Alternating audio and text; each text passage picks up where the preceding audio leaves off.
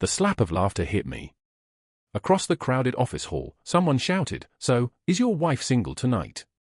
And the room erupted. Glasses clinked, music dipped, every face turned toward us. Heat rose up my neck. But I forced a calm smile, the kind you practice for moments like this.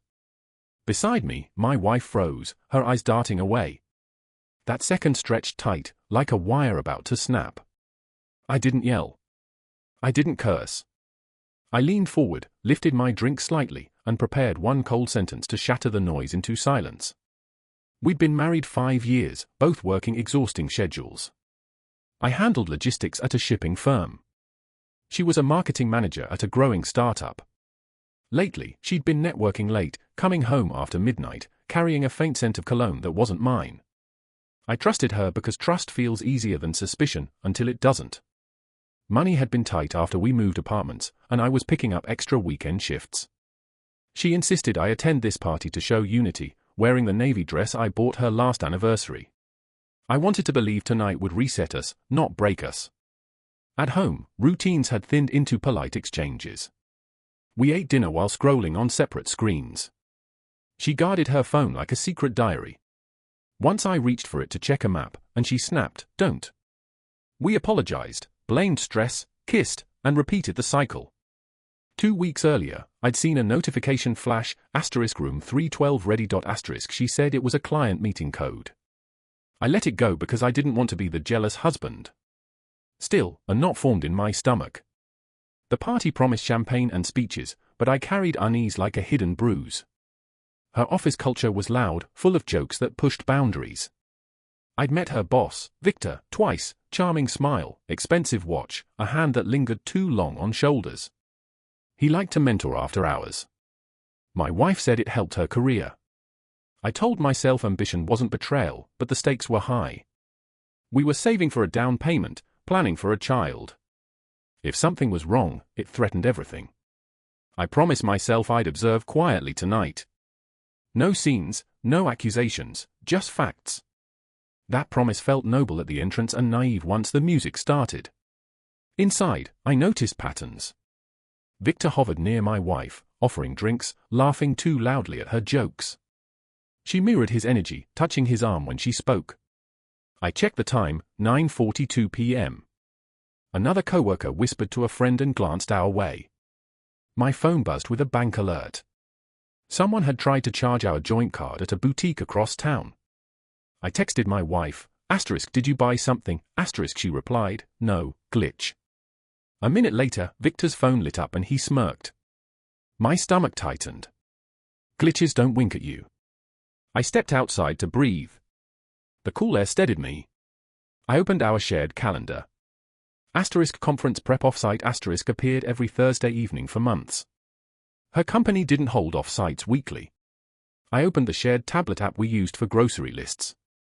A deleted note, restored from trash, read, *312. Don't be late. My hand shook, not from anger yet, but from clarity coming together piece by piece. When I returned inside, the laughter was louder.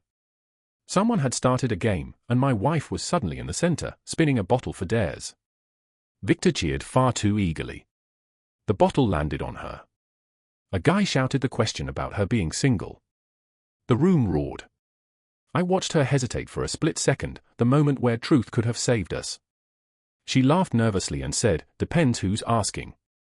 That line cut deeper than any confession. The crowd buzzed, hungry for drama. I remembered the boutique charge, the room number, Victor's grin. The puzzle locked into place.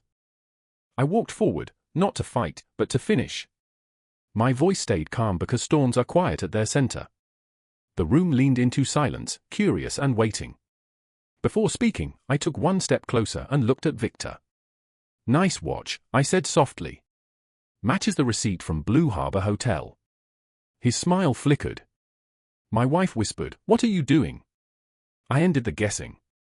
Phones lifted. Someone muttered, "Oh, no." I raised my glass again and let the room settle. "She isn't single," I said. "She's married to me, and she's been meeting Victor in room 312 every Thursday since April. Paid with our joint card." The effect was instant. Music cut off. Laughter died mid-breath. Victor turned pale. My wife dropped her drink. Someone gasped, "Is that real?" I showed the boutique alert and the hotel charges on my phone. "You told me it was networking," I added calmly. "But it was secrecy." The room felt too small. Victor stammered, "This is private." "You made it public when you laughed," I replied. My wife reached for my arm. "Please, not here." "You chose here," I said, stepping back. Faces stared, some angry, some ashamed, some recording. The HR director approached Victor. "We need to talk." He protested, but the evidence was already spreading. The crowd parted like water. My wife cried, repeating, "It meant nothing." "Meaningless doesn't erase repeated choices," I said quietly. I walked out before security arrived. Outside, my phone filled with messages, apologies, questions, shock. My wife called 12 times. I didn't answer. At 10:17 p.m., Victor was escorted out. A coworker sent the photo. At 10:23, HR emailed about an internal investigation. I sat in my car, heart heavy but clear. When my wife finally reached me, she said it was a mistake. "Mistakes don't book rooms every week," I replied. Silence followed. It felt cleaner than any argument we'd had. I packed essentials into a duffel bag. She arrived later, mascara streaked. "I'll quit," she said. "I'll fix this." "When were you planning to stop?" I asked. She had no answer. We reviewed finances at the kitchen table like strangers, rent, savings, the down payment fund now bruised by hotel charges. I transferred half to a separate account and documented everything. "I'm staying with my brother," I said. She nodded, defeated. For the first time, I watched consequences take shape, not as threats, but as doors closing. The next week was paperwork and quiet progress. I met a lawyer, filed for separation, and requested repayment for misused funds. HR confirmed Victor was suspended pending termination. My wife was placed on unpaid leave. She sent long apology texts. I replied only to practical matters. Friends chose sides awkwardly. Some said I was cruel for exposing her publicly. I disagreed. It wasn't cruelty. It was truth. I focused on routine. Gym at dawn, oatmeal breakfast, early nights. Healing, I learned, is built from boring habits done daily. 3 weeks later, we met to sign documents. She looked smaller, humbled. "I wish you had confronted me in private," she said. "I wish you had been honest in private," I replied. We followed the terms we agreed on. I kept the apartment. She moved closer to work. The bank refunded part of the fraudulent charges after their review. Victor was fired. The gossip slowly faded. What remained was clarity. I wasn't perfect, but I wasn't complicit either. When we parted, she said, "I hope you find peace." I answered, "I already did." The moment I chose truth over comfort. Now, months later, I share this story because silence creates illusions.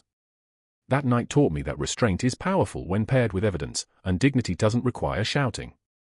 If you ever find yourself in a room where people are laughing at your expense, remember you're allowed to end the joke with facts. I rebuilt slowly. A new job role, new routines, new boundaries. Trust will return someday, but not without value. My final lesson is simple: when someone asks if your partner is single, answer with the truth, even if it feels cold.